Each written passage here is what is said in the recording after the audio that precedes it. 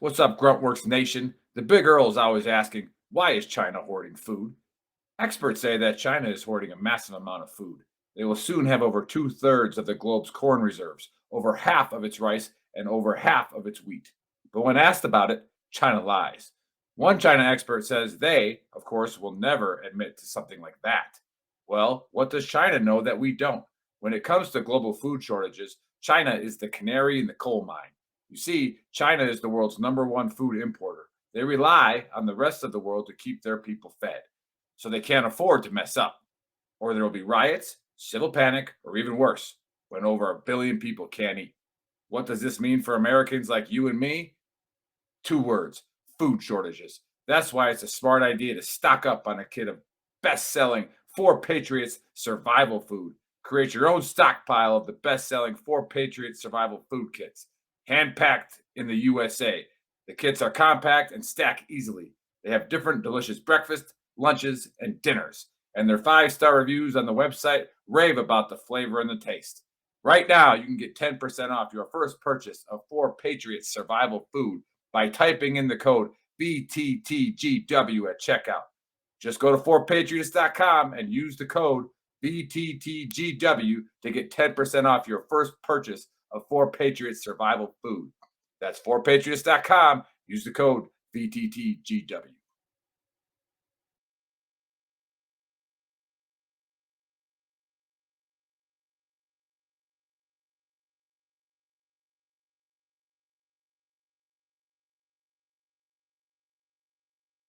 Hey, what's up, trash talkers? Listen, it's impossible to fight, okay, if you don't know what you're fighting for. Does that make sense? Like, if you're in the dumps and you're struggling with mental health, things of that nature, it's going to continue tearing you down, all right? Because you're consistently trying to fight something, which is that demon, which is usually something from the past, right? Maybe that why needs to be fighting for your future. Let that be your why. Get the hell up and start fighting for your future. Stop fighting things that happened in the past. Easier said than done, right? Go seek help. It's okay not to be okay. A lot of people need to hear this. You are more of a warrior and a fighter if you stand up and say, hey, this has to stop. I need to go seek help. The stigma, everything has changed. It's okay not to be okay. Here is a firm believer in all men are created equal, but not all men live equal. That is why there's a certain select number of people in the DoD who decided to jump out of airplanes. And yes, we are better than you. 100%. Now, don't be the first triggered pansy to say, well, airborne's not relevant. You haven't jumped since World War II. Well, that's not accurate, for one. And two, it's like having a jalopy or a 68 Mustang. Well, a 68 Mustang's no longer relevant. Doesn't matter. It's still a better car than yours. So take it easy this National Airborne Day and just accept that we are better than you. So, two things for today's Honesty Cap. First thing, how do all my boys from the 101st feel knowing that the Army decided that instead of actually making you airborne, they would just create a whole new division that's airborne because you just aren't cutting it? It sucks. Thing number two, for all the folks who were like, oh, airborne is irrelevant, doesn't even matter. They're making a whole new division of just airborne people because they're relevant. Think about that. How's that feel? Does it hurt a little bit? I hope it hurts a little bit.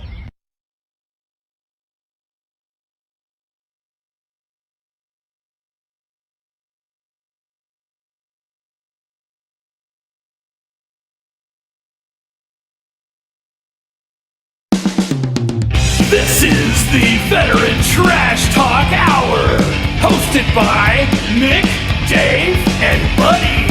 Real warriors making fun of other real warriors. Try to not get triggered.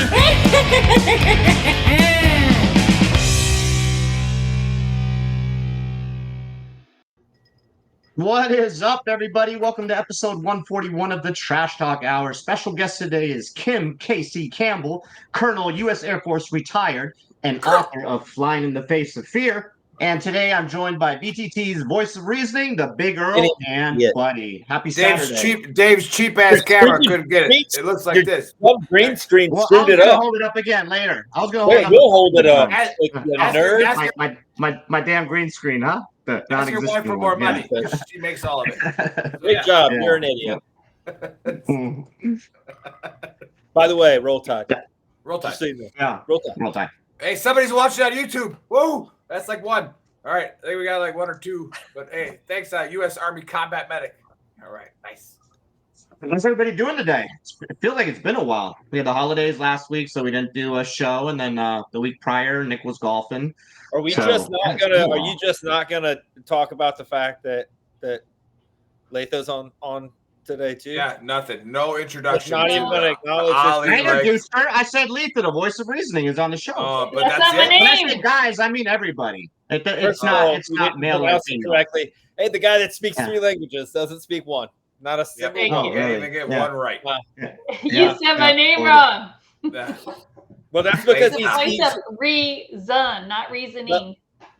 well there, and he also you gotta be all right. He speaks Italian, German, and English. None of them fluently. 0 of them correctly. We've figured that out. Yeah, welcome to the Good way dumpster. to kickstart the The only dumpster thing fire. he Yeah. speaks fluently is like ordering food in Italian, German, and English. Yes. And No, you can no. tell, and you can tell If he you doesn't take do him to that Olive really- Garden, you're set. he's not even thick. Yeah. So Prime Italian restaurant, the Olive Garden. Yeah, for sure. everybody knows it. Hey, don't sleep Everybody on that never-ending pasta bowl now. That little guy look good. You get meat too if you want meatballs. I'm just saying. I've been No, the The pasta salads are fagioli okay. soup is the better one. You think True. so? Yeah, I like their soup. Yeah. I can't even remember the last time I went to Olive Garden. Same. Oh, listen to Been a you, while. bougie. Yeah. approximately 1 month ago. I went there Yeah. for the first time in a long time. I Did you went go to an there? Olive Garden, and it was everything that I remember it being. Did you buy one of remember those when giant Olive things of Garden- wine, the Rossi wine, for $3.50? Yeah, you know how Bread you is know good how- too. The bread is good too. The bread is good too. There's 2 ways you know that I grew up poor. One is I love barbecue sauce on everything. I put it on whatever. The other thing is that if we're going out someplace nice, the Olive Garden is on the table. That could be where we end up. We get a tour of Italy just in one plate. Oh, Well, man. you're the bougie one, buddy. You're the one who's always traveling overseas Yeah, now, you hanging were out just in in France. France. Well, You're giving me Well, shit, not- man. Come on. I'm not poor anymore. I've been saying I grew up poor. And just because I'm from these streets don't mean I don't know what gravel tastes like anymore. Like I know how to get some summer feet. Listen to that accent now that Alabama's playing. It's thick. It is Yeah. out there. It's there. So- It gets there. You're lucky that my cousin's not on here. We Yeah. wouldn't be able to understand. It sounds like Boomhauer. Isn't it also your brother-in-law? No. This brother, actually. Cousin and my brother. That's how it works. Oh, man. Hey, are you going to introduce the show, Dave, or are we just going to keep I mean, what are we going to talk about Olive We Garden? were just bullshitting for a second. Yeah. Well, I thought we were But gonna talk about other all right, stuff. let's jump into I actually was gonna look up UAPs and UFOs since we have a pilot on the show and I wanted to get her take, but We fly way too low for that. Oh, okay. Hey, look Yeah. at Jenny Simmons says Olive Garden is the best. Trumped. Boom. We True, always But do. I'm gonna skip that. And Buddy had mentioned last week or the week prior that cover some military stuff. So the PT test and stuff, we're gonna cover that at some point. But today I want to cover the letters that went out to all the military members a couple of weeks ago that got discharged due to the refusing the COVID vaccine. So Chris, go ahead and play that video real quick, and then we're gonna.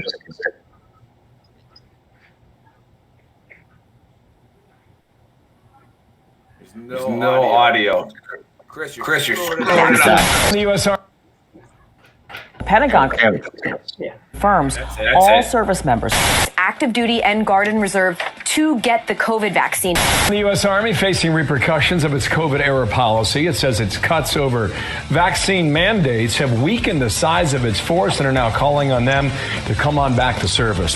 The United States Army has sent out apology letters to the soldiers that had previously kicked out for refusing to get the COVID-19 vaccination. And when I say it's soldiers, I do not mean all of them. So what I've done is I've filled out a Freedom of Information Act request. I guess you've got 30 days to get back to me. I hope you don't blow me off. You see, over 8,000 troops were kicked out for not getting the vaccine back when it was mandated from August 2021 to December 2022. And there were going to be a lot more people kicked out, but then it got the kibosh in December 23rd, 2022. And trust me, there were a lot more people on the chopping block. I was one of them, along with everybody else who filled out a religious exemption, which, by the way, were getting blanket denied, and troops were suing the federal government, specifically the Biden administration, to say, hey, you have to respect our religious freedoms. You can't just blanket deny religious exemptions. But even though the DOD kiboshed the mandates, the damage was already done.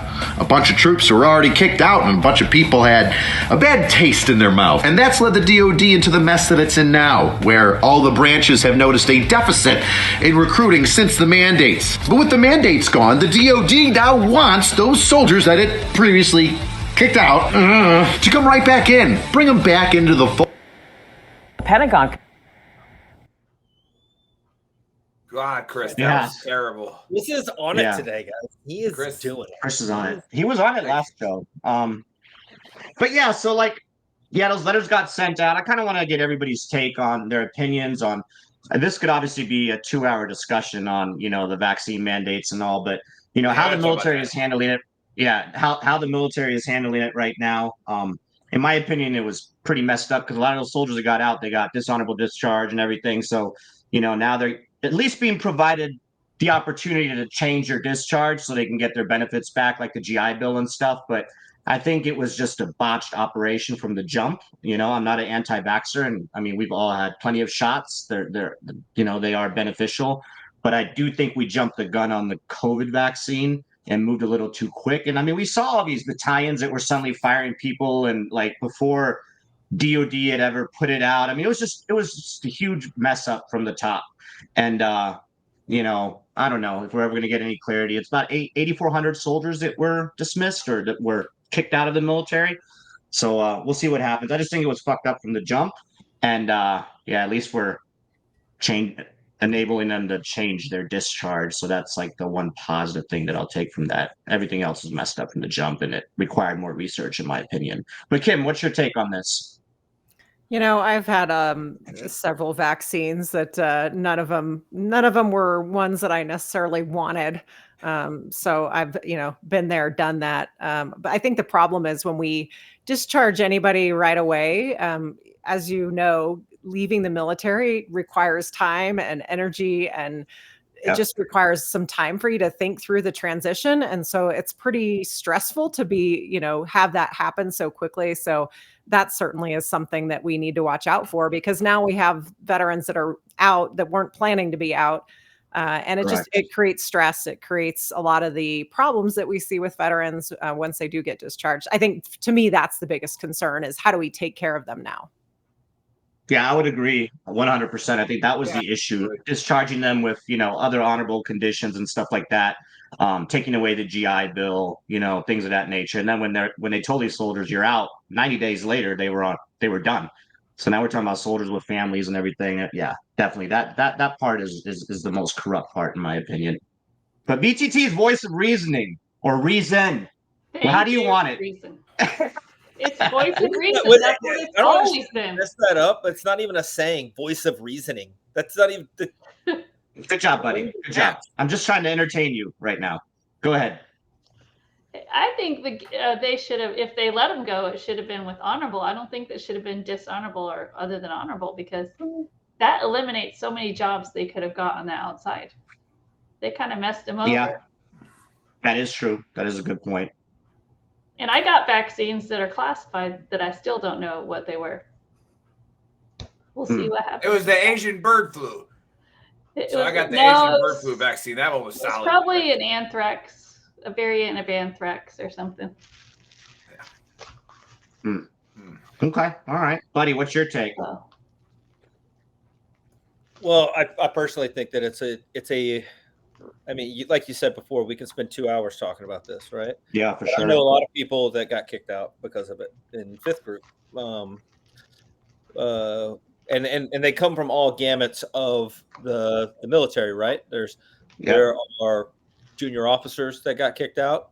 Maybe they're not that bad off. They have a college degree. They have, and they haven't invested a lot of time in the military. There were senior officers that couldn't get kicked out.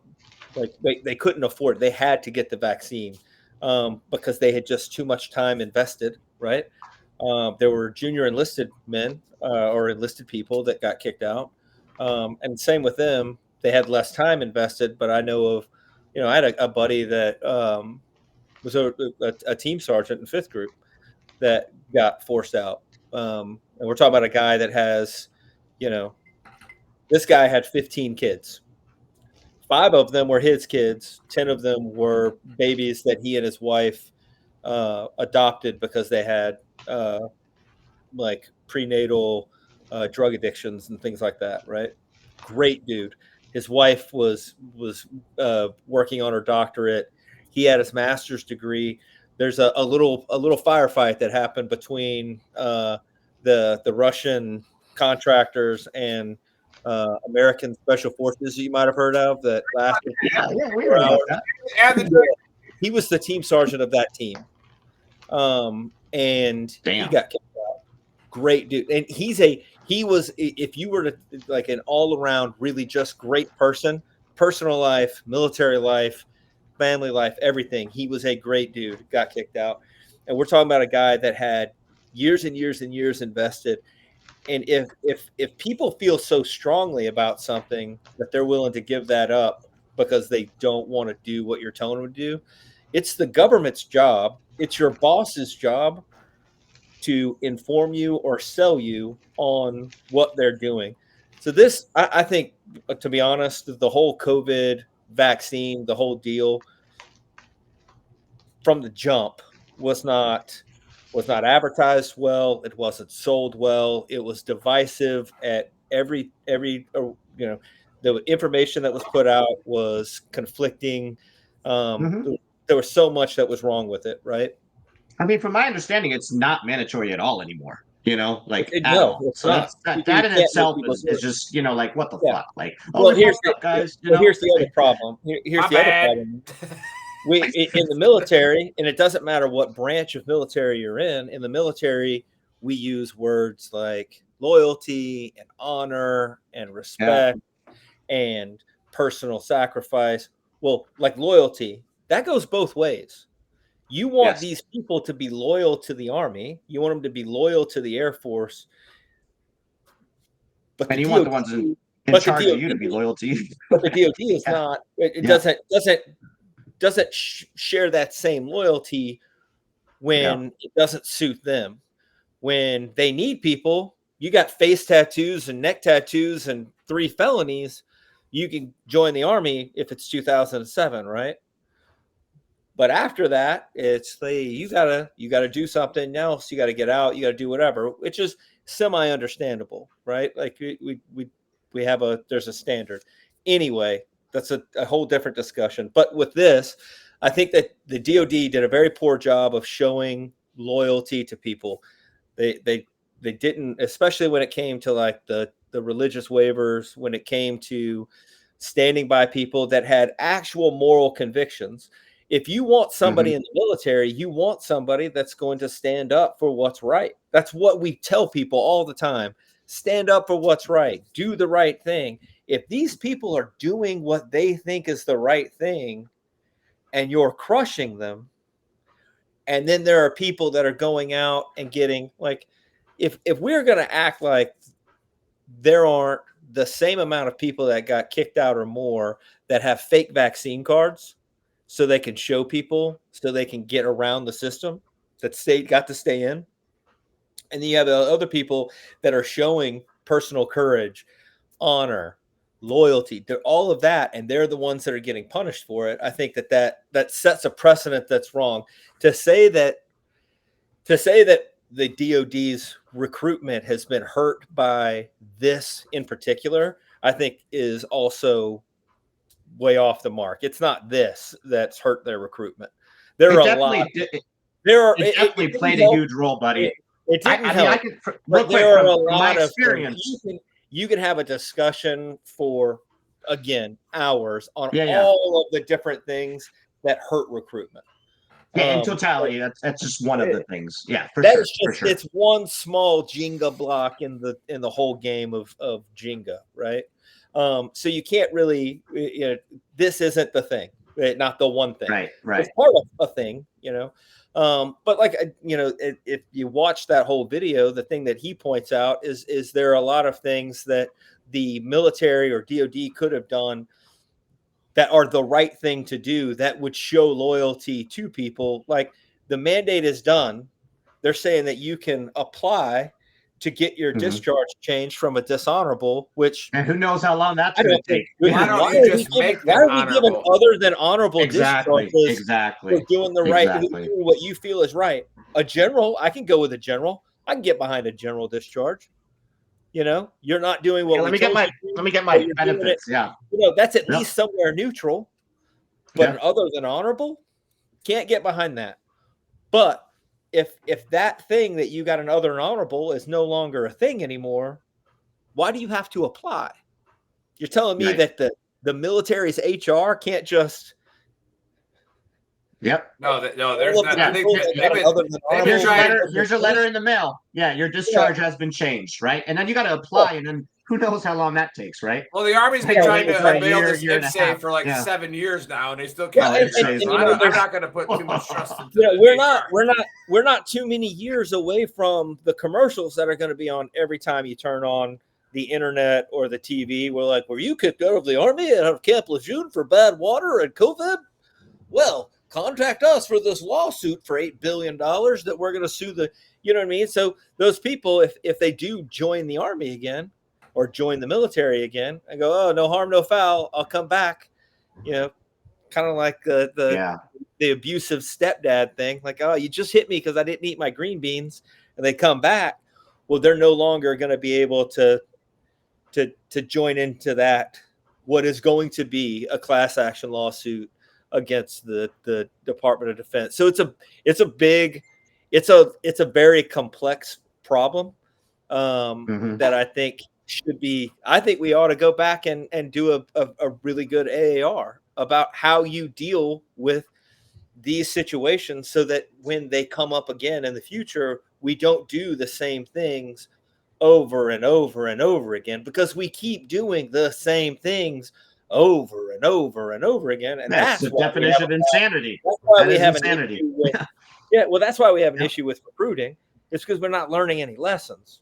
The things that, as a specialist or an E6, you're told, do AARs so that you can learn these lessons at the top. We're not really doing any AARs that are of any real consequence that are honest. We're doing AARs to placate people and make them feel better about the decisions that they've made. And nothing of substance is coming from them. So I think that's probably where we need to, what needs to happen. Good take, buddy. Well, what do I know? I'm kind of an idiot. I'm retarded. You're from Alabama. I'm not allowed to say that anymore. You have an accent. You're not smart. But yeah. Is it my turn? I was waiting. I don't know you guys are all done. Big girl, it's your turn, buddy. Yeah. Again, I always go last because I am the one that is probably the most accurate and correct when we come into these things. But no, I might as well just turn this into the Book of Earl because I'll just turn it into it. I'm going to reference Carol Dweck because obviously Kim does in her book, and I've used her book pretty much to start this company, right? When I was going through it, and it reminded me of like what Kim said about, we got veterans that are now all of a sudden veterans that didn't plan on being veterans. What are we going to do? Mm-hmm. We've always talked about this on the show before, but when all these COVID things started happening and they were making these, knee-jerk reaction, stupid group thinking policies, they stopped all of our pain management, all of our physical therapy, right? We were doing phone appointments, and I'm like, the phone appointment's really going to help the fact that I, was wounded twice, or wounded 3 times or wounded once. Yeah, that's what, Oh, you want me to do planks? Is that what you want me to do right now? It's like, oh, thanks a lot. And so we knew when I called Dave, and then we brought Buddy, was obviously going to say yes right away, that there was going to be a big problem here coming soon. And part of the reason we started Veteran Trash Talk was there are going to be veterans that are going to need us. And with social media and Facebook and YouTube, there is absolutely zero reason for a veteran to be alone. Mhm. Right? They're on there, they're chatting, and we don't know I don't know every answer. Letha doesn't know every answer. Kim doesn't know every answer, but I might have the answer for somebody if the community's big enough, right? When somebody comes in and says, "Hey, I'm dealing with this. Hey, man, let me message you real quick." All right, I dealt with this as well, right? And we always tell people that. So if you're watching and you're watching for the first time, join VTT Official and Veteran Trash Talk, because you don't have to say anything. You might not say anything for 2 years, and all of a sudden someone's going to make a post. And you're going to be like, I know exactly what that person's going through, right? And then maybe you can help. All right. If not, just let somebody else know that they're not alone, even if you can't help them. Right. So, bringing up Dr. Dweck and the mindset book, is she talks about the linear language of the West and how this is the reason for that. And like I said, obviously the COVID shot isn't the reason recruitment's down, like you guys started to argue a little bit about there, but it's part of the whole complex system of recruiting, the things that need to come into place for the mission to come together. Right. And it's okay to have failures in spots. It's okay to have holes in spots. Right. But we have to be able to think as a complex system. Right. To where, what I'm doing today might not mean anything for right now, but it could mean a lot for 3 years down the road for a lot of other people. And this is where the Book of Earl comes in. And again, Kim, I don't know if you've paid attention to the Book of Earl before. It's like scripture, except better, right? So this one comes from, I think it's like chapter 4, verse 7 in the Book of Earl, to where the instant gratification can really, really hurt an organization, right? Or a company, wherever you are, a unit. Or you personally as a person. Right. You're chasing instant gratification. Yeah, go ahead. But again, I've said this before on the show that everybody likes instant gratification. If people didn't like instant gratification, none of us would be here. Okay. Like everybody loves it. Okay. But now with social media and our younger generation, it's like I have to, coach my daughters into like, it's okay that I don't even give them social media for the most part. Like they can use it for sports and for school, but it's like, I didn't get enough likes on my picture. Like, what? Where do we like put your phone away and you don't have to worry about likes, right? Like go outside and play and then all that goes away, right? But yeah, that instant gratification. And I'm running into this. Those of you that have been watching a while know that I got really lucky and hooked up with an awesome job to where I get to go facilitate suicide prevention training and sexual assault harassment training utilizing virtual reality. And it's super awesome. Like I said, I was just at the Air Force Academy doing it. I've been, just at Fort Lewis, other bases.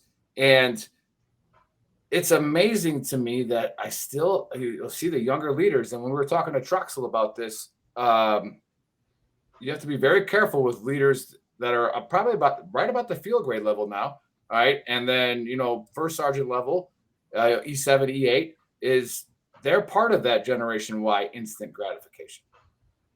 Right. So if you tell them as a senior leader to do something, you better believe they're going to act real fast. They're going to execute.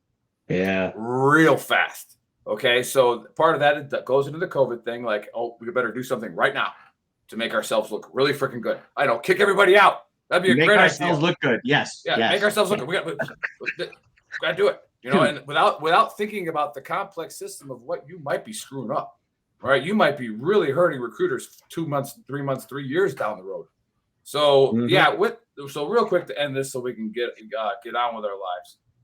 Is I'm hearing some of these younger leaders. Now I say I'm younger because now I'm old, but like the younger leaders is, well, if we build a new prevention module, we won't even see it by the time it's done. So. Like, so what? Should we stop like improving anything because it might take 6 months and you might be taking a command somewhere else? Are you not going to stay in the DoD for another 10 years? You're going to get the soldiers that benefited from that. You're going to get the service members that benefited from that. And you had the ability to do it. But right away, your first thought was, I'm not going to see that, because you're thinking very linear.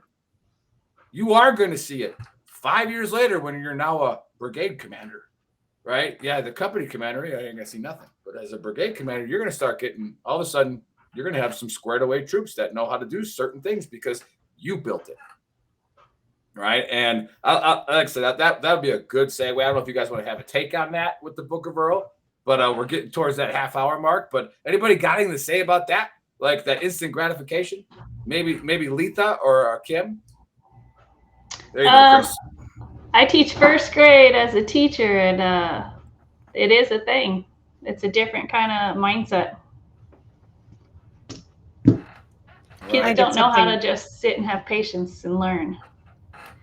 Yeah, I mean, I see it with my kids too. I have an 11-year-old and a 15-year-old, and there's social media can be a powerful thing. It can be a really good thing in terms of what we do with veterans and connecting people.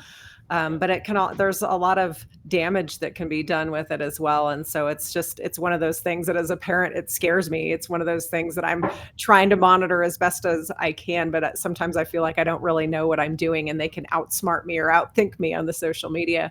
But I think it's important. It's important to teach the kids the good and the bad of it. And to have their own opinions and not to be so easily swayed by what other people think or say, to like come up with their own opinions. Like everything that we were just talking about, right? Listen to it. Don't immediately judge because of something somebody said. Like dig a little deeper, find out on your own. What are the rules? What's happened? What are the facts that don't necessarily come from social media, which is another problem, because sometimes that's where they get their news and that's where they get their facts. But it's trying if it was on TikTok, it's real. It's If true. It was on TikTok, it's real. It's trying to get them to be critical thinkers when everything is presented easy format for them in that instant gratification. Yes, it teach them to think. Wait. Why is somebody as far saying as that goes with like the with the COVID thing too? You have to think that there's also an ego. There's an ego that's in there too. You know what I mean? Like the people that came up with those, like, let's go ahead and kick these guys out. They're not Generation Y people. Like General Austin was my brigade commander when I joined the Army. I met General Austin. I used to love that guy. Yeah. I've watched that guy legitimately. Used to. Yeah. Well, I watched him and Sergeant Major Thorpe walk across the Mount City at JRTC to fist fight some dudes from the old guard who took the 82nd flag down after we took the city. Like, but the guy is there's just it's a big it's a you're big gonna open a can of worms, buddy. We're not going to be able to get to the end of it. We gotta get I to just our think guest there's at too much to talk about it, and I would a whole lot rather talk to. We're right on time. We're right on time. I have a whole list of we questions, are. guys. I don't usually write down questions, but I'm like no, but the key in that was used to be, and I think Nick hit on that earlier, is like the farther they rise to the top, and it's just like they change, Yep. And it's shitty. And again, I'll close on they're this. chasing that next pay grade and everything, and they'll do whatever it takes to get there, And when I'm talking to, when I influence for, DOD, to sell to the DOD, I'm like, hey, look, you're going to find some commanders that want to look really, really good. And you're going to find some commanders that want to look good, but are also further troops. And I go, those are the heroes we're looking for. I go, otherwise you have to tailor it. And I'm sure Kim will have some on this when we get into the guest part of it about that, because of her experience as well. But yeah, I normally introduce the guest. All right. But we're going to allow the voice of reasoning. Thank you. No, thank you for saying my name right. We're going to allow the voice of You're reason. welcome. All right. And those Look, I had to ignite the dumpster fire, okay? Right. I had to ignite the dumpster fire. And that was 100% achieved the first 2 minutes of the show. So everybody that's watching, you're welcome. Yeah, we also got Cliff commenting. He's obviously was super excited about this show. Our mental health warrior. He's all about balance and being a parent. He's on his way to Italy. Yeah, he's on his way to Italy on the 11th. I'm actually going to see him in DC next week. It's going to be awesome. Nice. And there are me first leaders and there are mission first leaders. There you go, KG, another guest of ours. But okay, Let's get into it. I was going to introduce Kim if Letha couldn't But make he it. just got triggered again. As somebody who watched Top Gun and then didn't realize that they had joined the Air Force and was not flying an F-14. And it's like, where is the aircraft carrier? And she was duped. But I am not going to introduce her that way because Letha is going to introduce her. All right, take it away. Thanks. So Kim, as on the talk about social media, how do you feel about having your own Wikipedia page? You know, it's interesting because people put stuff out there and it's not always true, right? Like everything you read isn't always true. So, and I don't have access to correct it. So I gotta figure that out. But you know, it is what it is. It's all part of the process, I guess. Well, you're famous, right? Your kids like, oh wow, my mom's famous. Yeah, you know, my kids, I try to like shield them from like a lot of the stuff. I didn't talk to them a lot about some of the stories and experiences that I've had. And then I forget at what point my older son was like, Mom, I Googled your name. And he was like, did all this stuff happen in Iraq? And I was like, I guess I'd need to start talking about it and sharing it with them. You can only shield them for so long. You're only 10, but here's some bourbon. So, I think the guys like having you on because every time I talk to anybody in the Army, they said the best thing about the Air Force is the sound the A-10 makes. So I'd love to hear about your experience almost getting shot down in a landing. That was pretty cool. My husband's a private pilot, so we were talking about it. It's pretty awesome. That was my favorite part of the book. Just like the way it was written and like, holy cow! Like, go ahead, but the stress you were going through, everything that was amazing. You flew by the seat of your pants. Yeah.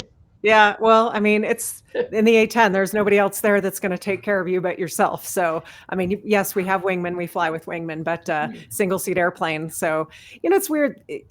There are things in life like you never imagine that will happen to you. Like, you know, it's in the realm of possible, but like getting hit over Baghdad with a surface to air missile was not something that I ever thought would happen. I think part of it is, you know, we think we're invincible. We go through all this training, but we're like, yeah, you know, I got it, but that's probably not something I'm going to have to deal with. But, you know, 2003, we were tasked to provide close air support over downtown Baghdad. And, you know, when we got briefed that, our eyes kind of opened a little bit just because we knew what the threat scheme was over Baghdad. But at the same time, you know, we're very passionate about supporting troops on the ground. And if the ground troops are going, then we're going. And so by then at that stage in the conflict, we were just stacking up aircraft around Baghdad. And that day, mission like every other day, right? We're going to go do close air support. We fly up to Baghdad, we air refuel, and then we just wait for a tasking. And unfortunately, the weather was terrible. We couldn't see the ground really anywhere. And then we got that call that said, troops in contact, we're taking fire, we need immediate assistance. And it was like, everything changes for us. I mean, for us, it is immediately go time. Like, we are going to do everything we can to get under the weather and go help the ground troops out, which is exactly what we did. We found a hole in the clouds, we dove through.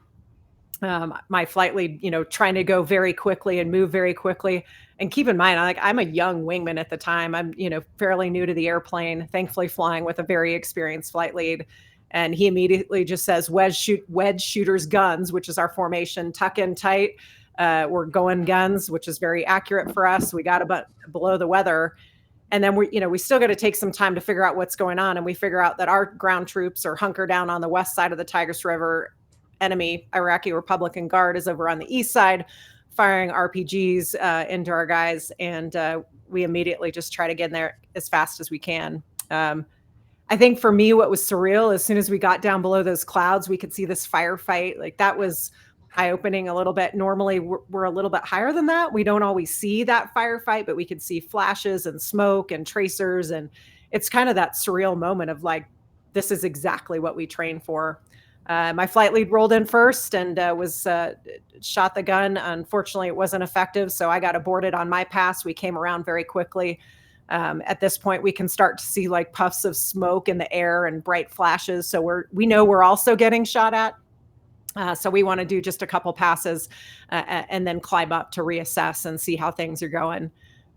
Coming in my last rocket pass, I remember the target, by the way, is underneath the North Baghdad Bridge, which is what we called it at the time, but the enemy troops that are underneath that bridge. So we're low, coming in right to shoot rockets underneath the bridge, shoot the rockets, pull off target, just trying to climb up to get energy back. And that's when I just felt and heard the loud explosion at the back of the airplane. And I knew immediately I was hit. I mean, there was no doubt in my mind. It was like, I equate it to like if you're in a car and you get rear-ended at high speed, like just a very kind of violent push me forward in the airplane. I remember looking down, I could see Baghdad below, I could see the Tigris River, and instinctively just kind of pulled back on the control stick and nothing happened. And that's when I knew things were not going to go well. Probably about, it's hard to know, at time felt like it slowed down, but I just remember trying to see, it's just like, what's happening, what's going on. I've got lights flashing, my whole caution panel's lit up.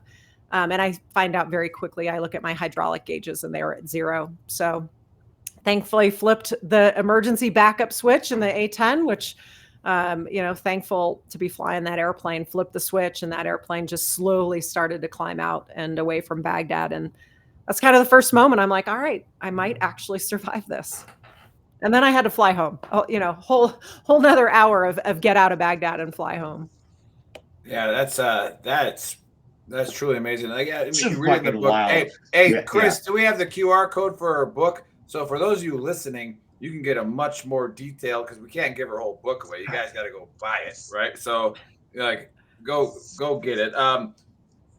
Buddy, you had a whole list of questions, so I don't want to. I got a whole thing of questions. Buddy's been so excited to have you on. He's been messaging us like, I can't wait for this show. But before you do, let me lead it up to it. Is what? And real quick, Buddy has his pilot's license too, or you was trying. I was gonna say, Buddy's got a pilot himself. Little bit of left rudder. A little bit of yaw, right? And we're not going to do the thing. We're not going to do the thing where we go like, I flew an Cessna once. We're basically the same. We're not. Yeah. We're not close. You did land though, buddy. You did land. No. Letha brought up a good point. Letha brought up a good point about us ground guys, and that I remember talking to another pilot when I was stationed in England when I was a ranger instructor in Florida.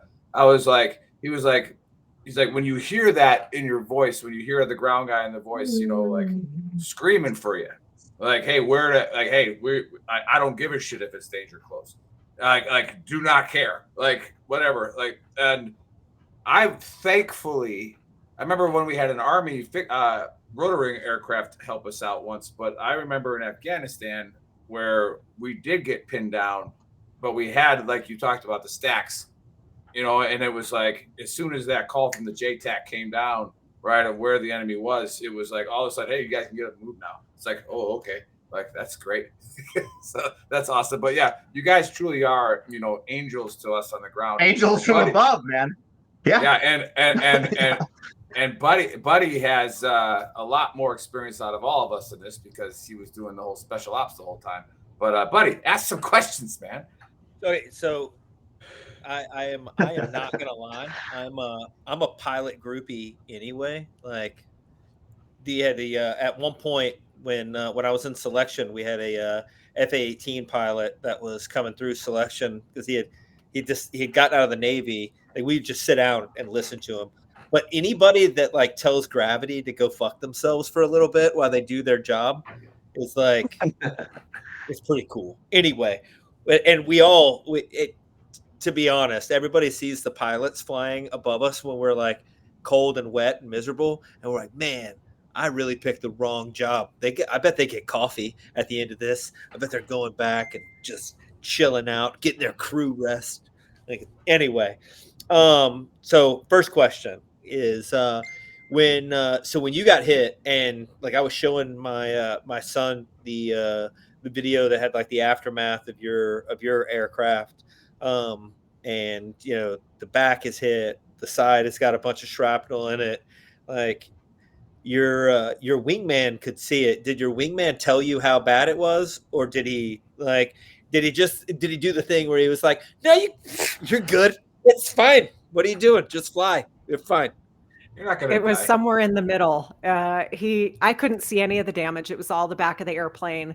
We do have mirrors in the cockpit so we can look behind us, but I couldn't see any of the damage.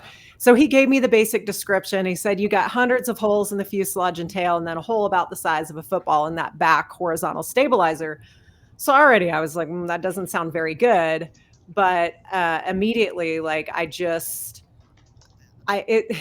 could tell there was a few more things going on because he said, hey, he kept asking me about my number 2 engine, and I kept thinking my engine's fine, right? I have a hydraulics problem. Well, after I landed, I saw all the shrapnel damage to the engine that, thankfully the engine in the A-10 just kept working. Like it chewed up that shrapnel and then spit it out. There were pieces of my airplane flying off as we made our way back home. He didn't tell me about that. So, there was kind of this middle ground. He told me a little bit, enough to help me understand the damage to make a decision about whether I was going to land or eject. But he didn't tell me everything, that's for sure. So next question. Why are you so against being airborne? Like that you wouldn't eject out of an airplane that was. You could have had a combat jump. You could have gotten a jump out of it. That's a good point. I never thought of it that way. You are so against me. Like people, when the running joke in the Army, when you tell people that you're airborne, it's like, oh, why would you jump out of a perfect good airplane? And we're like, well, it's an Air Force airplane, which for us is funny because it's like making fun of the Air Force a little bit. But you legitimately did not have a perfectly good airplane. Like you probably I know. You could have done it. Said anything if you'd have just been like, you know what, I'm gonna go. I'm gonna just go. Yeah. I mean, so that's a great point. It's not a fear of parachuting or jumping because I did my 5 free fall jumps. So, I got that down. Doesn't quite compare, but at least I had that experience of doing that. There's something about being in that nice, cozy, warm titanium bathtub in the A-10. So we have titanium that surrounds us. It's like this, this comfort zone of like, this feels pretty good in here. Why would I eject out of this? The caveat here for me is that based on my weight, I had to sign a waiver just to make me aware that if I ejected from the aircraft, there would be an increased risk of flailing injuries. So, that's on my mind. It's just a lot of people, and I will tell you, there are plenty of people said that I never should have tried to land it, that I should have just ejected, given it back to the taxpayers, as they say, get rescued, by our rescue crews who, thankfully were there and ready to go. But it was more of a gut decision is what it came down to. I flew the airplane for an hour. I felt very comfortable with the way it was flying. I did a controllability check. We slow down. We make sure at the speed we're going to land at, it's still controllable. It was completely controllable. I felt very comfortable with it. And I knew the A-10 has a 0-0 seat, meaning we could eject at 0 feet, 0 knots, and it still be a safe ejection. So I felt like I had that last ditch if I needed to all the way to landing. So now, without going into details in the book, you specifically described that, but the reason why you didn't eject into that area, let's be real. Yeah. Okay, yeah. If we go back to that moment, exactly. I mean, ejecting over downtown Baghdad would have been bad Probably for bad all idea. of the reasons. Yeah. Well, and that's a lot to deal with at that point, Yeah. And we were talking about it earlier, and you were talking about we mentioned the sound that the A-10 the gun makes when it goes off is a pretty good sound, right? But this is I don't care if it sounds bad or not. The as a person on the ground, there is a definite difference when you hear a female voice over the microphone. There is a calming effect to that I don't care if you think it's misogynist or sexist or whatever. It's that like guys Mom's coming to take care of you. Exactly, and no shit, that is what it is. I had this exact same experience. I had this exact same experience. When there is a female voice over the intercom or the microphone that is like calm and it's like, yeah, we're coming in, we're doing whatever. Like things can be real bad on the ground, but that voice, for some reason, Like, there's a reason that Siri is not a dude going, "Where do you want to go?" You know what I mean? Like, that's the thing. Like, it's, you know, like, Yeah. it's No, not. I will take that as a compliment. We I had mean, that in honestly, Samara. I it's- don't remember her We call don't time, use but we we had that don't in use Samara. Yeah, you don't ask Alex questions. You ask Alexa. You know what I mean? Alexa. Yeah, But yeah. at the end of the day, when you're getting shot at, and when you need, it's not like we always have fixed wing support. It has to be going pretty bad to get fixed wing support. So when it's going real bad, and then you hear somebody that has a calming voice, it changes the situation psychologically in a way that I don't know that you guys can really register. It's legitimately a game changer. P.S. The firefight that you were supporting, I'm 98% positive I had a platoon sergeant that was in that firefight, or was at least on that side of the Tigris River. And I'll tell you, you could have waited a little bit. You could have just, he was kind of a dick. I'm just going to say, he was Oh, not man. sometimes. ouch. Just Welcome joking. to Anyway, welcome to grunt no, welcome to grunt humor. it was actually old a guy named Stein, and he was awesome. But he did make people cry sometimes. But I know that you've talked about that day, that incident, like over and over and over again. And I know that most of us have been in situations where something like an incident happened, like getting hit in your aircraft, or getting into a firefight or whatever, and everybody asks you about that moment in time, right? And that moment in time, I don't know if it's the same for you in the cockpit as it is for a lot of other people. Like, I know for me, when firefights happen, everything becomes more calm because I become more task oriented. And there are things that I know I have to do. I'm not worried about all the other things. I'm worried about this thing, then this thing, then this thing. And it helps to get through that little time. So when they're like, "Oh, what were you thinking?" I wasn't thinking anything. I was thinking about doing what I was supposed to be, what I was trained to do. My question is, 2 or 3 days later, when you're in your poncho hut or in your barracks room, and killer chick is not there, but Kim is getting ready to try to go to sleep, like, how did you deal with what happened to you? It happened that night for me. Like, it was super adrenaline high, I would say, after landing. It's kind of just the reality of looking at the jet going, almost in shock of like that happened, and like I was able to get it back safely. And then we went through a lot of intel debriefs, a lot, talking to a lot of people. And we that night went back to the room, and was scheduled to be on combat search and rescue alert the next day. And so I was in crew rest and went back to my room, and thankfully someone had given me the advice to write a journal, which was not something that I was used to doing, but write a journal, while I deployed. And so I had, the green books that we all get issued, the notebooks. And Leadership I books, just, yeah.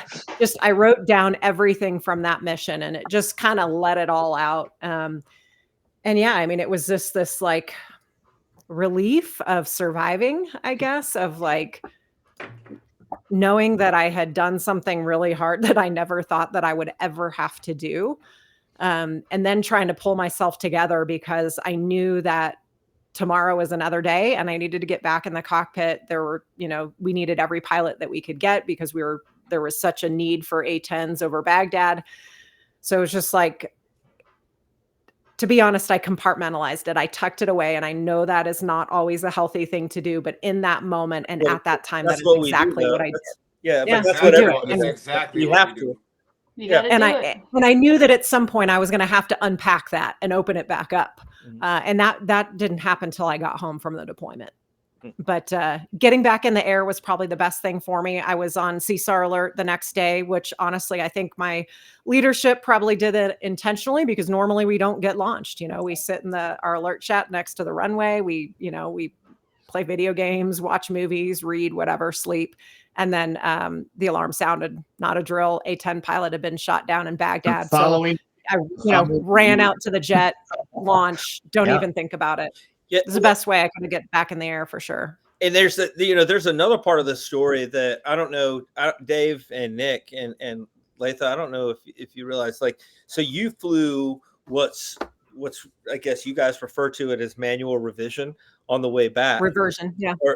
But okay, manual reversion. But oh yeah, the Cessna.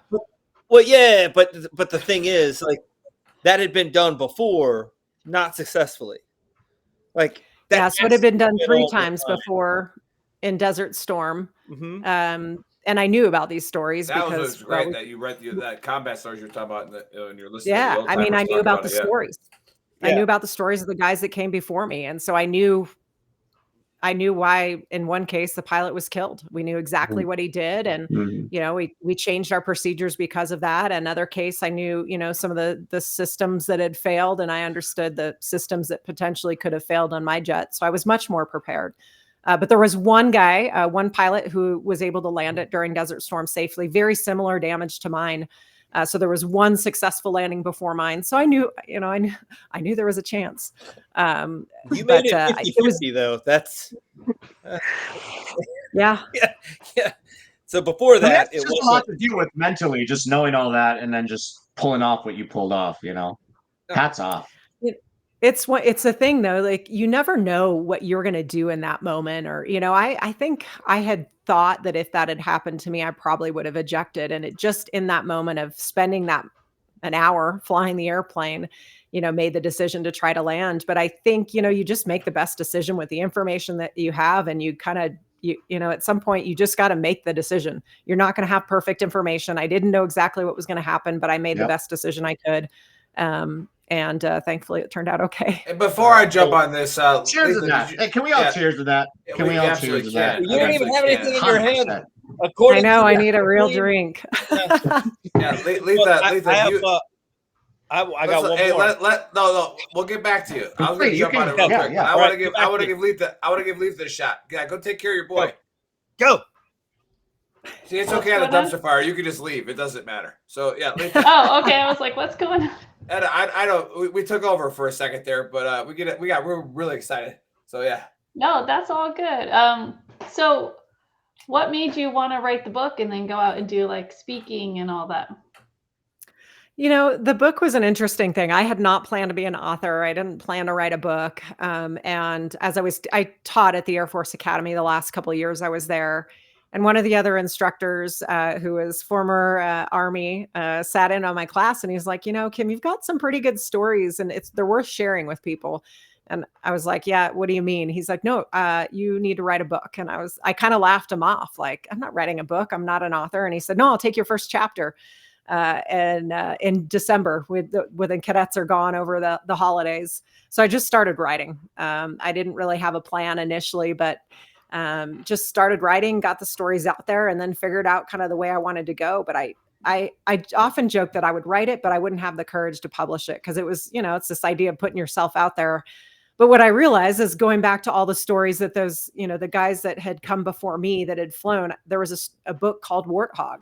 And that's where I learned a lot about those stories. And I thought, we almost, I think, have a responsibility to share some of the things that we learned with the next generation. And we have, so that they can learn from them too. So that really was what kind of gave me that additional encouragement and push to actually write the book and publish it. I think it's really cool. I'm proud of you. Thanks. It's, you kind of like write the book and you never know what's going to happen if it's going to connect with people or if people are going to like it. And it's been really rewarding just across the board, not just military, but, just a medical healthcare company reached out the other day and they're using the book as their leadership development program. And it's just, that's the kind of stuff that is exciting to see. That is so awesome. And did you run into any like the good old boy network? I call it, like when you're a female, sometimes like stuff happens. I ran into that a lot. I mean, I read that portion of the book. You ran into that when you were just trying out to be a pilot, right? Because there was how many at that point? How many female pilots? You notice the male pilot didn't. Yeah, 30, right? 30, right? No, 30 out of pretty 3,000, significant part of the book. Yes, exactly. That's huge. Yeah, I mean, I did, and I think was it always positive? Book, no, Nick. there were certainly people that had their views on women Right. pilots. And I just went into it with the idea that, like, I'm going to prove myself. I'm going to be credible. I'm going to be capable, and the rest doesn't matter. And truly, that's what happened. I mean, the guys in my squadron, like today, they are my brothers. Like, they would do anything for me. I would do anything for them. Like, it truly was like, I felt very welcomed in my unit, for sure. I mean, were there naysayers? Were there people out there? Are there still people out there that believe that women don't belong? Sure, but whatever, because we've proved ourselves in combat. So I don't really care anymore. Damn right. Exactly. Once you show them, they have more respect. Like, oh, Do you think she that knows what she's was talking part about. of the reason you didn't eject? No, that didn't weigh into my mind at all. I mean, ejecting over Baghdad, like, no. I think that in itself would have been like was So like at all ejecting. Like if I eject, yeah, like even before when you knew that that the odds, because before you landed it, the odds of you landing it weren't great. You know what I mean? Yeah. Like they weren't awesome. Yeah. But they were better than ejecting over Baghdad. A little bit of it, like some machismo, like I'm gonna land this plane. Like no, not at all. I would say not at all, because that would have been stupid. There you go. There you go. Pretty dangerous. Yeah, a lot of things are stupid, but at least three of us have done a lot of really stupid things. Oh yeah. Well, I've done some stupid things, but in this case, I solely went on how I felt based on how the airplane was flying. You made an informed decision. Yep. Not as cool. So I'll give a good example of stupid. All right, that I was on my thought. So I jumped out of a perfectly good C-130, right, and I was the jump master, so I was the last one out, right, and I go out and I am like falling very fast, right, and I hit my 4-second count, and I was like, like, you know, I'm like, I need to pull my reserve. However, at the Ranger camp, you had to pay $50 bar tab if you pulled your reserve.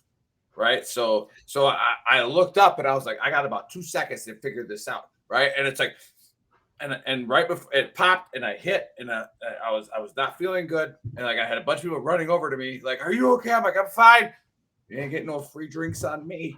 That's for sure. So like I said, there is dumb. That's what Buddy was kind of talking about. So yeah, I'm glad you put it that way. You could be stupid, but she's not, Buddy. She's an aviator. I mean, like I said, how many of us have jumped out of it? How many of us have seen like an IED on the side of the road and been like, well, I'm just gonna go check it out real quick. Yeah. Maybe it's not real. What the Iraqis did. Yeah, Iraqi DOD, right? You know what I mean? Like, what are you doing? So, Letha, you got any more? No, I'm good. Oh, awesome. Like I said, I didn't want to take any more of your thunder away. What I wanted to ask you, because Buddy was leading into it, and I thought that would be a good follow-up, was, if you got some time, because we could go as long as you got. Those of you watching, go buy the book. That QR code right there. Look at it. All right? Scan it. A few of you already have. All right? Scan it. Go buy it. All right? You're going to love it. With the stories that you shared, and we asked this to a lot of our authors that come on the show, is what did you feel as you were writing it? And is there a sense of like relief that you got it out on paper to where you're helping people? Because we know we're helping people. We know this show is helping people. We know there's people watching it every week. There's somebody watching it where it helps. How did that help you with whatever demons you were dealing with, or like Buddy was saying, like when did you finally realize what you had done? Did anything come out as you were writing it? Yeah, I did a lot. I did a lot of research as I was writing it and kind of reliving old things and pulling things up. And what I watched the entire video again, and I hadn't done that in 20 years, and like it brought me right back. I mean, it definitely did, and it's that. I could feel like my heart racing. So, I think in some ways it's good because it allowed me to write the book in a very honest and realistic way and know kind of what I was feeling in the moment. I will tell you, speaking about it now has been probably even more so, standing in front of a crowd and reliving it. There was a period of time where I would tell the story and I was almost detached from it. And I realized that wasn't serving anybody's interest well. You know, if I can relive it and let people experience with me, because I want them to know all the lessons that I learned. And that's really the focus is like, yes, this thing happened and it was terrifying at the time. But I came out stronger on the other side. You know, I'm a better person because of it. And, you know, it happened very early in my career, had a significant impact on my career and the way that I flew, the way that I lead. And so that's what I want to share with people. And I feel like now I relive it every time I tell it. Like I can see it, I can hear it. Like it's just, I can picture it all very vividly. The other positive side of this, I think, is that has allowed me to connect with some people that I hadn't connected with in a long time. I'm very close to my flight lead who I flew with on that mission. I have talked to the battalion air liaison officer that was on the ground that day. I have actually connected with some of the other ground troops that were on the ground that day. And just, you know, knowing that we made a difference and we made an impact and then just being able to share that with others. I think that to me is really the important piece. And I did make a commitment on the way back flying, whether this is the right thing to do or not, I did it. But I was like, okay, if I can just land this airplane safely, I will tell the story as many times as people ask. So there you have it. You know, I just feel like, all right, I made it. I lived. Now I have not a debt to pay, but like a responsibility to share with others and to help others. And so that's kind of where I'm at now with this next chapter of my life. So yeah, so you we'll brought play, it, buddy. Yeah. Buddy been itching. He wrote it down. So Kim, this is a big deal. He This wrote is a it down. question that I He wrote it down. This is, Yeah. but Okay, I'm ready. but you actually brought it up just now, and it would be a perfect segue. So you talked about your flight lead, and your flight lead let you choose what you did. Like how did that impact you later on when you became a leader, when you became a flight lead, when you became all of the things that you ended up becoming? How did that impact how you led? I think it was huge. He trusted me. He trusted my training. He trusted my expertise. One of the things that I watched afterwards was a video with him with like, I don't know, 2020 or something, one of those shows back in the day. And he was like, someone asked, you know, why he let me land the airplane. And he was like, she's a good pilot. You know, she's trained for this. She's ready for this. It was just like that trust and belief in me. And helping me have the confidence to do it too. And so I think from like a leadership perspective, I realize how important it is. Like, you know, we have a responsibility as leaders to make sure that our team has the training and the resource and all of those things. But then at some point, like you got to trust them to go do their jobs and do it well.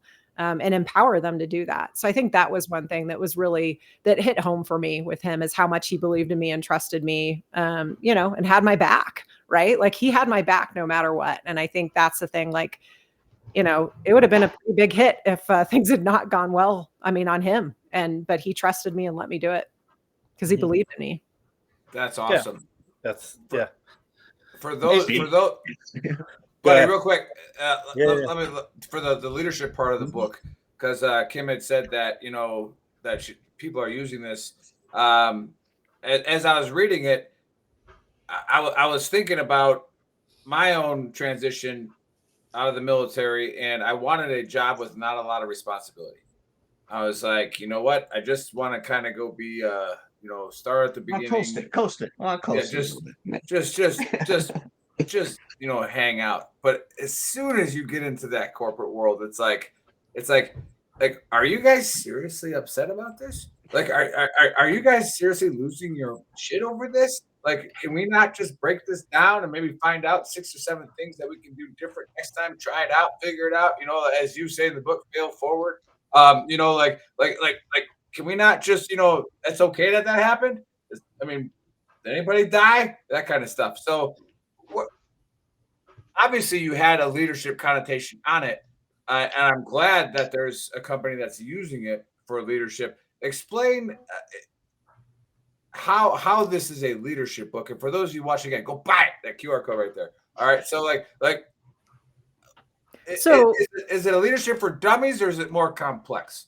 No, I think it's to me. I think it's straightforward, and I read the reviews on Amazon as well. But the intent was to sometimes leadership just leadership books in general that, I've read a few, and sometimes they can be kind of boring. So my intent was to share stories and draw the lessons through the stories and then summarize it at the end in like a paragraph of like hard hitting points. Like I try to weave it through the stories, but if you missed it or if you want it in a summary format, here it is at the end. And it's not a prescription. Like this is not the only way or the right way. This is just kind of what's worked. And that's why I call them considerations for leaders. It's something for people to think about. And you touched on it a little bit there. There's so much that we learned in the military and that we did that I think we often take for granted, like everybody does this or everybody should know this, or it's not that important. And the reality is, one of the things that I've done now in my retired life is I'm on the board for the Special Operators Transition Foundation. And I watch our special operators and I know the amazing things that they have done, like above and beyond. And yet they sell themselves short and they don't think that what they've done matters or makes a difference in the corporate world. And the truth is imposter it syndrome. does. There's so many things that apply and so many lessons, whether it's prioritization, staying calm under pressure, like keeping teams together, solving problems, whatever it is, that applies outside of the military as well. And so that was my goal, was to take some lessons and maybe a unique perspective from an A-10 pilot and share those lessons with others, whether it's military members or out in the civilian world, between businesses and corporations and, all across different scenarios. I think the leadership is leadership and teamwork is teamwork. Right. Yeah. Well done. Hey, buddy, what do you got? Well, I mean, to what Kim just said, to me, as somebody who's getting a graduate's degree in leadership, it seems like I hate reading leadership books. And the reason I hate reading leadership books is because it seems like leadership books are written by people that naturally are leaders. Like they just have, like, they understand empathy. They understand how treating people, how you want to be treated, how trusting people to do their job that's just who they are trying to explain it to people that don't get that. So when they're not written in story format, like Kim's book is written, it's very like, you should use the Eisenhower matrix in order to be able to the Briggs what is that? The Briggs whatever. Yeah, it's just like you're reading it, and the whole time you're reading it, you're just like, good God. It's just decision making. I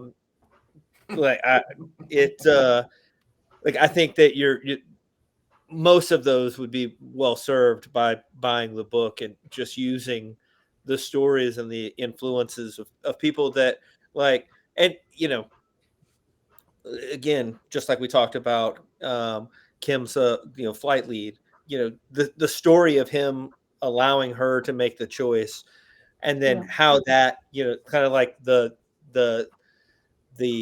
Mothman prophecy, like, the wings of a butterfly, the wake that they make continues to other things. Like, so he let her make that decision, and then she made other people let other people make those decisions, and then they make more. So it just builds and builds and builds on itself. The entire story, like, and to be fair, like, I knew about Kim's story well before, like, we got the book and, like, he was, coming on the show. And I mean, it was social media. I found out about you on TikTok. Not a huge deal. but the fact is, there's so much that we can't cover in an hour and 30-minute, 2-hour show that made that probably 3 hours of your life so extraordinary. From all of the training you did prior to it, the rehearsals that you did, the fact that you practice manual reversion. Yep. It's a crazy part for me, like, just to understand all that, what you did there. That's insane. Yeah. Prior to doing it, all of those things added up, like, they culminated in, people, call it luck, they call it whatever. It's all preparation for a thing that might happen in the future. And they, at some points, they just kind of meet. I think that, that's all, your story is so extraordinary in the fact that like you can talk about it in so many different ways for so long that we can't really do it justice. And to be honest, the only way you can do it justice is to read the book and then read it and reread chapters to figure out Buddy, what do you have a washing machine going in the background? No, I have a kid eating beef jerky while he watches an Alabama game. That's what I got. Yeah, but Growing men in this house, we just eat beef jerky and drink bourbon. That's it. Yeah. There's a Christmas parade outside. Do you know what the difference between ordinary and extraordinary is? Extra. It's a little bit extra. Yeah, a little movie from the movie Waiting there. Those of you that I had a haven't company seen that, commander once that used to tell me that water boils at like 360 degrees. You know what 359 degrees is? Not boiling water. What? I don't understand. But yeah. So, did you have a question, or was that just were you just going to? Yeah, buddy. Did you have that's all. Yeah. That's all the questions I got. I can't. Well, if I ask any questions, it's gonna get. He was just waxing philosophical. I could, like, you know what? I'm going to tell you the honest. Yes, we do. I could legitimately sit cross-legged and just listen to Kim talk about like flying airplanes for like the rest of the it's night. Badass. That'd be, pretty awesome. Yeah, Dave. Before you go that, but so, Buddy, actually at the point that I was asking about with the leadership book, and getting your thoughts on it, as we've done this with Veteran Trash Talk to where, and just like the Native Americans did, and other civilizations have done is tell stories so that we can learn and draw pictures, do like, again, somebody might not know what it means that you were hit by a surface to air missile, but if they see it, right, if they see the picture of it, then okay, but what does that mean? And then when we bring up the big words like reverse, transgoogulator, put the stick over there and we flip around. But what he did say was what I want people who are in like either leadership classes that are watching or here listening. Remember, we do have a podcast, so when we get a lot of downloads on Spotify and Apple. So if you're listening, and again, I did the same thing when I went to the Yale of the Southwest, which is UTEP for my master's in in leadership. You're reading these books, and it's like I did that when I was in E5. Like I did that when I was in E6, and going back to what Letha, how when she started the show about we're not teaching kids to be decision makers, right? Mm-hmm. And it's like we can have all these great ideas and these people first and airmen first and soldiers first and all these things, but it's like, are we teaching people to actually make a decision when it comes down that you have to do it? Or are you going to group think and are you just going to go with what everybody else did? All right, Kim, did you run into any blocks with that when you're writing the leadership part of the book? Was it like, how do I want to make sure that I'm not saying me, but like you, did you ever think like, I want to make sure that I'm not being like obvious, if that makes any sense? I think I just really tried to pull from my own stories as much as I could, my own lessons. I obviously I share some other stories and other reference some other leadership books that were really relevant to me that kind of hit home for me.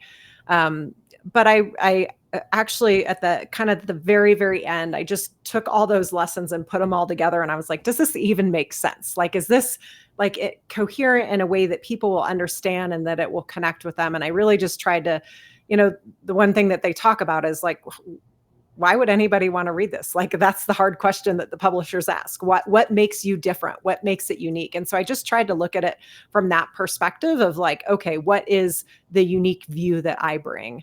Did I get it right throughout the whole book? I don't know. I mean, I did my best for sure, but I definitely ran into like the concern of like, I want this to be different. I want it to be unique. I don't want it to be like every other leadership book. I want it to be based on actual practice and not something that I had just thought of, but something that I had done and that I had experienced.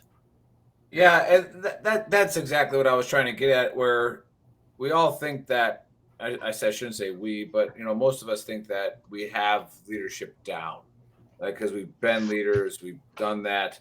But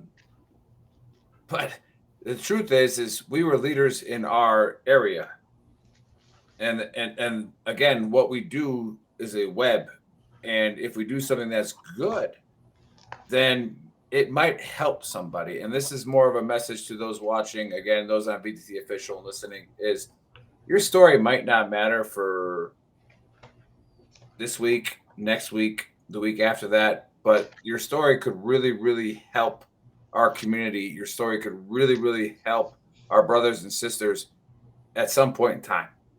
And what Kim does in his book is phenomenal. And I will be honest, if Kim wants the honesty, you want the honesty, I will be honest that there are times where I was kind of like, oh, okay, a little bit, yeah, kind of obvious there. But again, we're not talking to people that did 20 years in the military and combat operations.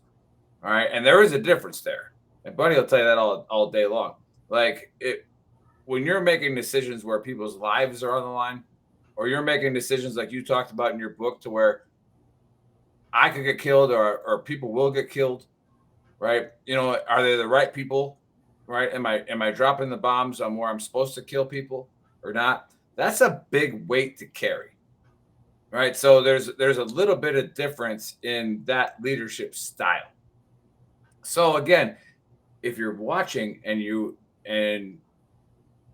want to just have a great read about like experiences and how it built somebody up, right, to be the person that they are, this is the book to go buy. All right. And so the QR code is right there. Just go do it. But Kim, before we close this out, I do have something to say after you give all the plugs of where you can get the book and all that great stuff. Before we do that, what was your most favorite thing in the Air Force? Other than flying the A-10 and shooting the gun? Actually, no. I actually have your answer. It's a loaded question. Was it the chocolate fountains and the lobster tails that we all get in all our chow halls? I mean, my chocolate fountains and lobster tails. Yeah, I thought it was. I don't like chocolate, so I'm like the only human being on earth that doesn't like chocolate. But no, I have to say, like the reason I stayed, I never thought I would stay as long as I did, right? Like I went to the Air Force Academy because I wanted to become a fighter pilot. And then I like realized that it was so much more than that. Like I really found this passion of supporting our ground troops and like that mission of close air support. To me, there was nothing better than that. Like flying the A-10 and that community was just awesome. So, I mean, that's definitely my favorite thing. I think just that community, and there's nothing quite like flying the A-10, like going on a low level through the mountains, popping up through the terrain, just to pop up to find the target, shoot the gun, pull off target, like, and get back down to 100 feet. Like, I miss that for sure. Are you sure it wasn't when you were at Fort Bragg? Oh, well, yeah. Pope Air Force Base for us, favorite. I have to say, like, you're gonna laugh, but that had to have been now it's Army. It right? was absolutely Pope one of Army my Airfield. best assignments. Yeah. Not because it was Fayetteville, North Carolina, but we deployed, I think, Vietnam. 5 times while we were there, and Center there's of the something universe. about doing the mission you were trained to do. Yeah, I was gonna say it had to have been when you were flying the A-10s that had the shark teeth on them. And I was like, absolutely. When I read that, I was in the airplane flying to Washington time. I was like, yeah, she was at Fort Bragg. So I was like, nice. And once you fly with shark teeth, like the A-10s never look the same after that. It's like something's missing. So yeah, definitely my favorite assignment. Fort Bragg. I totally missed that. Like somewhere that was in the back of my mind. Oh man, well, it's Fort Liberty now, but yeah. So, but we're gonna call it Bragg even harder. So no, we loved it there, and like, the book's phenomenal read. So let's get to Buddy for the AAR, and then I'll close this out. Well, I mean, pretty easy one today. let's see, the COVID letter. If you received your COVID letter, you should write back to the DoD and let them know, like, hey, I got my letter, and how you actually feel about it. But like I said, honestly, I think it's a lesson learned for leadership. And we can go back. We can make a parallel with Kim's book, and allowing, trusting trusting somebody to make their own decision, and then just standing behind them after they make it, right, wrong, or indifferent. And maybe we can do more of that, and at all levels, whether it's lower, higher, middle, all of them. And then we'll get into Kim, the killer chick Campbell's book, Flying in the Face of Fear, about her, a lot about her career in the Air Force, with part of it being an extraordinary day above Baghdad. But when you read the book, there's so many lessons that you can draw from it, not just from Kim, but from a lot of the people that are represented in the book. I think it's a really good book. It's really well written. It's not super duper, like, I'm from Alabama. I don't like a lot of long books, a lot of big words and long books. Not a big fan of me, and they got big print. So as the older I get, I can read it. I like it.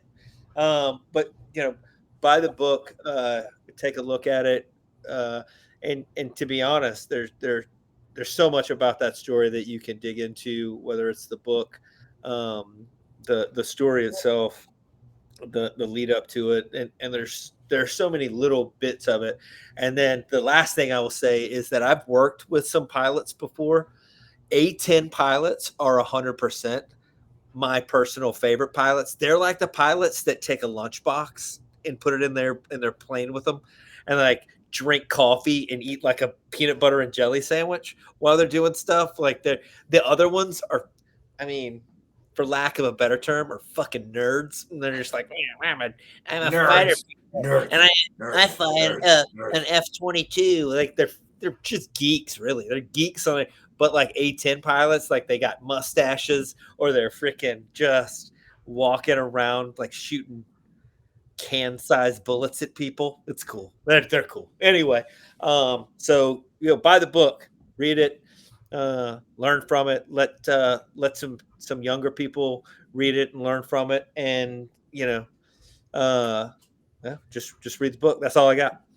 Nice, thanks, buddy. And we got Shin Kalalin saying, I need to read this book. Yeah, Shin, just click on the QR code and you can go buy it and you can read it. It's nice. I can read it to you if you want.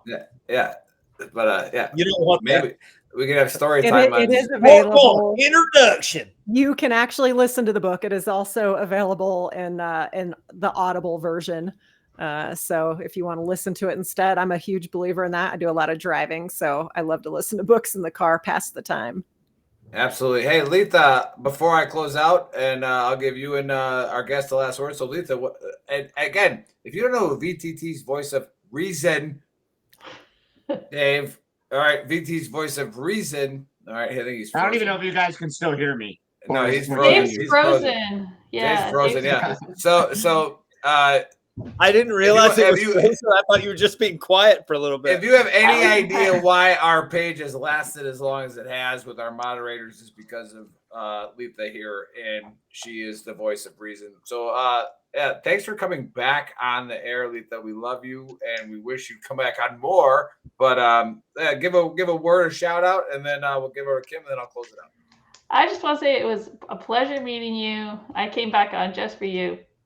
Because I really enjoyed your book. I enjoyed the story element, because that's how I learned, by reading stories, And it wasn't a typical leadership book, because I can't stand where they just go on and on about how good they are. You wrote it in in a more humble way, if that makes sense.